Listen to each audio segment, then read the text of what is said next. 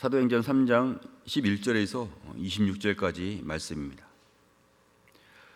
11절에서 26절까지 드라마 바이블로 낭독될 때에 눈과 마음으로 함께 읽도록 하겠습니다. 나은 사람이 베드로와 요한을 붙잡으니 모든 백성이 크게 놀라며 달려나아가 솔로몬의 행각이라 불리는 행각에 모이거늘 베드로가 이것을 보고 백성에게 말하되, 이스라엘 사람들아, 이 일을 왜 놀랍게 여기느냐?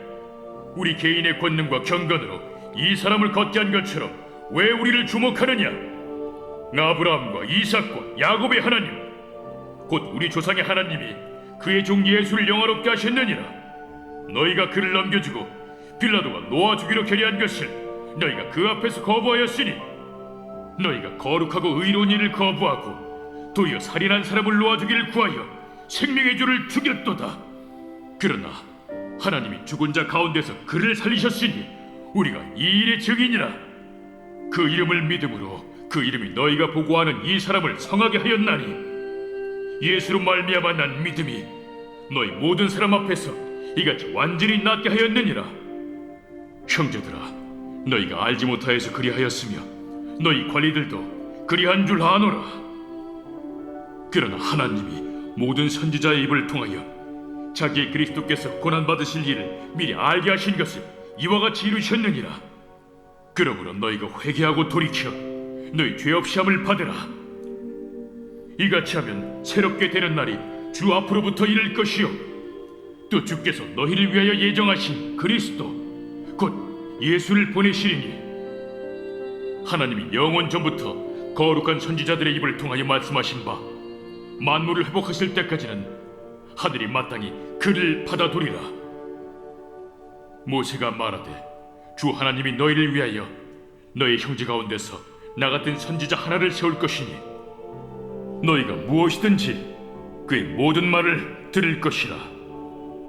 누구든지 그 선지자의 말을 듣지 아니하는 자는 백성 중에서 멸망받으리라 하였고, 또한 사무엘 때부터 이어 말한 모든 선지자도 이 때를 가리켜 말하였느니라. 너희는 선지자들의 자손이요, 또 하나님이 너희 조상과 더불어 세우신 언약의 자손이라.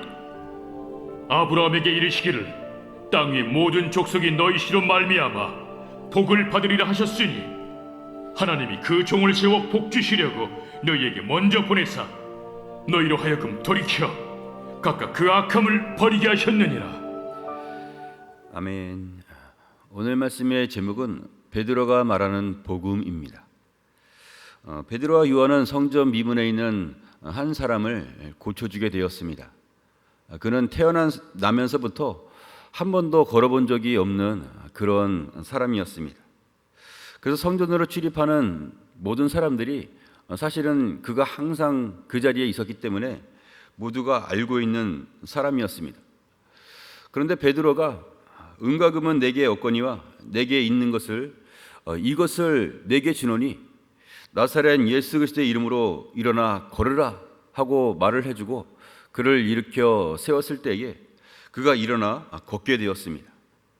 그리고 오늘 말씀에 그렇게 고침을 받았던 그 사람이 이 베드로와 요한을 알아보고 그를 붙잡았을 때에 많은 사람들이 놀라며 그 일을 행하신 분들이 이 사람들이구나 하면서 몰려들게 되었습니다. 사람들은 이 태어나면서부터 걸어본 적이 없는 자를 일으켜 세워준 베드로와 요한을 아주 대단한 사람으로 주목하여 보기를 원했는데, 이에 베드로는 우리를 주목하지 말고 예수 그리스도를 주목하라 하면서 예수 그리스도에 대한 복음을 전하게 되었습니다. 오늘 본문을 통해서 베드로가 말하는 복음이 무엇인지 함께 알아보고 우리들도 복음 안에서 더 신실한 하나님의 사람이 될 수 있기를 주님의 이름으로 축원합니다. 첫째로 베드로가 말하는 복음은 우리가 생명의 주를 죽였습니다. 우리 함께 따라해 볼까요? 우리가 생명의 주를 죽였습니다. 14절과 15절 말씀 함께 읽도록 하겠습니다. 너희가 거룩하고 의로운 일을 거부하고 도리어 살인한 사람을 놓아주기를 구하여 생명의 주를 죽였도다. 그러나 하나님이 죽은 자 가운데서 그를 살리셨으니 우리가 이 일에 증인이라. 아멘. 사람들은 생명의 주인 되시는 예수님을 십자가에 못 박으라 하고 외친 사람들이었습니다. 명절에 죄수 한 명을 놓아주는 전례가 있었는데 사람들은 흉악한 살인자인 바라바라는 사람을 놓아주고 죄 없으신 예수님을 십자가에 못 박으라고 외치게 되었습니다. 사람들의 강력한 주장으로 인해서 예수를 십자가에 내어주게 된 것입니다. 이런 사람들의 모습은 하나님을 떠난 모든 사람들의 모습이라 볼 수가 있습니다. 하나님을 떠난 모든 사람들은 죄악 가운데 있었고 그들의 죄의 문제를 해결하기 위해서 예수님이 대신 죽으셨습니다. 아무리 경건 생활을 잘하고 있는 사람이라 하더라도 이 죄의 문제를 해결할 수 있는 사람은 없는 겁니다. 로마서 3장 23절에 모든 사람이 죄를 범하였음에 하나님의 영광에 이르지 못하더니 하고 말씀을 하셨고, 요한복음 14장 6절에서는 예수께서 이르시되 내가 곧 길이요 진리요 생명이니 나로 말미암지 않고는 아버지께로 올 자가 없느니라 하고 말씀하셨습니다. 모든 사람들이 다 죄인이고 모든 사람이 예수를 죽게 한 자라는 겁니다. 우리가 하나님 앞에 죄인 되었음을 고백할 수 있기를 바랍니다. 그것이 하나님의 은혜를 받는 첫 번째 단계입니다. 죄인을 사랑하시고 대속의 은혜를 베풀어 주시는 분이 하나님이기 때문에 이 말씀을 통해서, 예수를 통해서 나의 죄를 발견하고 나의 죄를 인정하고 하나님께서 주시는 복음을 받아들이는 자, 그런 자가 하나님의 은혜 안에 거할 수 있는 자입니다. 따라서 베드로가 말하는 복음은 우리가 생명의 주를 죽였습니다 입니다. 둘째로 베드로가 말하는 복음은 믿음 안에 능력이 있습니다. 우리가 함께 해볼까요? 믿음 안에 능력이 있습니다. 우리 16절 말씀을 함께 읽겠습니다. 그 이름을 믿음으로 그 이름이 너희가 보고 아는 이 사람을 성하게 하였나니 예수로 말미암아 난 믿음이 너희 모든 사람 앞에서 이같이 완전히 낫게 하였느니라. 아멘. 태어나면서부터 걷지 못한 사람은 예수 이름을 믿는 사람이었습니다. 베드로가 그의 눈을 주목한 것은 그 이름을, 예수의 이름을 믿는 믿음이 있었기 때문입니다. 예수 이름으로 명할 때에 능력이 나타나게 되었습니다. 우리가 무엇을 믿는다고 할 때에 믿음은 될 만한 어떤 징조나 어떤 능력 있는 사람이 아니라 예수 그리스도의 이름을 믿는 것입니다. 예수 그리스도가 말씀대로 오셨고 모든 말씀을 다 이루셨으니 우리가 예수 이름을 믿을 때에 하나님의 말씀이 이루어져서 능력이 나타나게 되는 것입니다. 로마서 10장 17절에 그러므로 믿음은 들음에서 나며 들음은 그리스도의 말씀으로 말미암았느니라 하고 말씀하셨고, 요한복음 5장 24절에서는 내가 진실로 진실로 너희에게 이르노니 내 말을 듣고 또 나 보내신 이를 믿는 자는 영생을 얻었고 심판에 이르지 아니하나니 사망에서 생명으로 옮겨느니라 하고 말씀하셨습니다. 우리는 말씀대로 오신 예수 그리스도를 믿는 자가 되어야 하겠습니다. 예수 그리스도를 믿는 믿음 안에 능력이 있으니 사망에서 생명으로 옮겨지는 하나님의 은혜가 있는 줄로 믿습니다. 우리 모두 주의 말씀을 믿는 자가 돼서 하나님의 능력 가운데 살아가는 자가 되시기를 축복합니다. 따라서 베드로가 말하는 복음은 믿음 안에 능력이 있습니다. 마지막으로 베드로가 말하는 복음은 회개하는 자에게 새로운 날을 허락하십니다. 우리 함께 해볼까요? 회개하는 자에게 새로운 날을 허락하십니다. 우리 19절 말씀을 함께 읽겠습니다.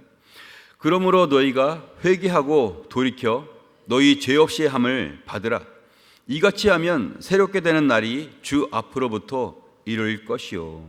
아멘. 하나님의 은혜를 입는 자는 조건이 따로 없습니다. 세상에서 살아가는 조건 때문에 구분되어지지 않고 회개하는 자에게 하나님이 은혜의 날을 허락하십니다. 회개는 나의 죄를 깨닫고 돌이키는 것입니다. 내 인생의 주인이 죄인된 내가 아니라 나를 위해서 죽으신 예수님이 되는 것입니다. 예수님이 나의 죄를 대신하여 십자가에서 죽으셨으니 그 은혜로 새로운 생명을 얻게 되었음을 믿고 살아가는 것이죠.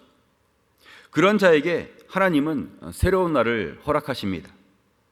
고린도후서 5장 17절에 그런즉 누구든지 그리스도 안에 있으면 새로운 피조물이라 이전 것은 지나갔으니 보라 새 것이 되었도다 하고 말씀하셨습니다. 예수 그리스도가 피 흘려 죽으심으로 말미암아 나의 죄가 용서받게 되었고 하나님이 허락하신 새로운 생명을 갖고 살아갈 수가 있게 되었습니다.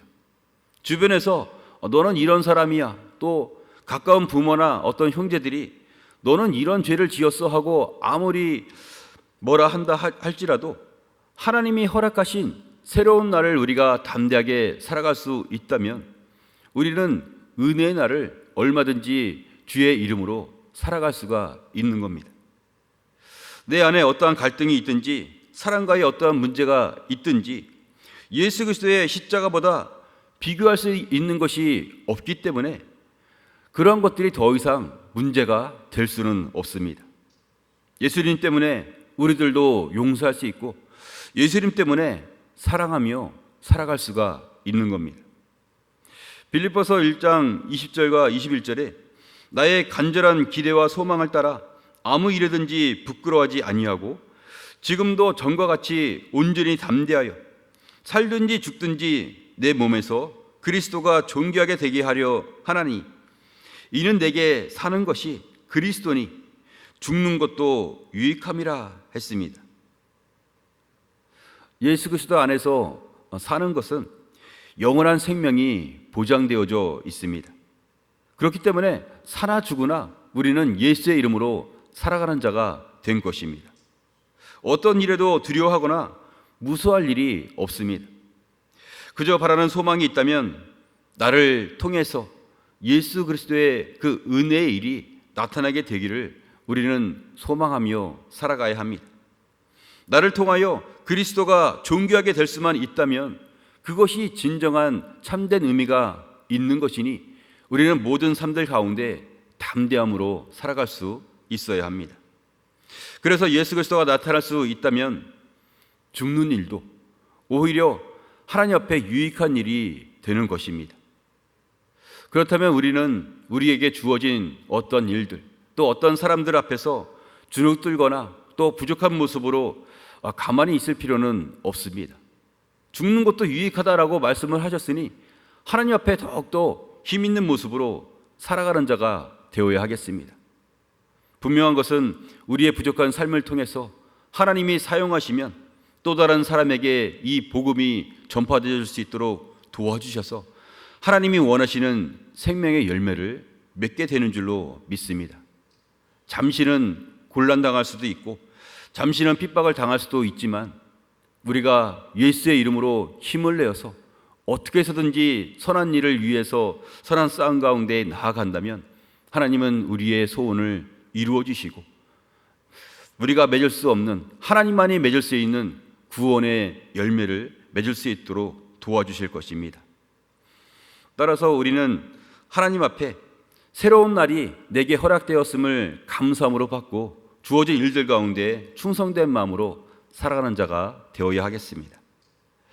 말씀을 맺겠습니다. 오늘 말씀은 성전 미문에 태어나면서부터 한 번도 걸어보지 못한 자를 일으켜 세워주는 일을 통해서 많은 사람들이 이 베드로와 요한을 주목하게 되었습니다. 베드로는 우리를 주목하지 말고 예수 그리스도를 생각하라 하면서 복음의 메시지를 선포하게 되었습니다. 그 메시지의 내용은 베드로가 말하는 복음은 첫째로 우리가 생명의 주를 죽였습니다. 둘째로 믿음 안에 능력이 있습니다. 셋째로 회개하는 자에게 새로운 날을 허락하십니다. 우리들도 복음으로 무장한 자가 되어서 바로 우리가 생명의 주를 죽게 했으니 겸손한 마음으로 살아가고 믿음 안에 능력이 있으니 주 앞에서 담대하게 살아가고 회개하는 자에게 새로운 날을 허락하셨으니 오늘 하루를 소중한 마음으로 살아가는 자가 다 될 수 있기를 주님의 이름으로 축원합니다.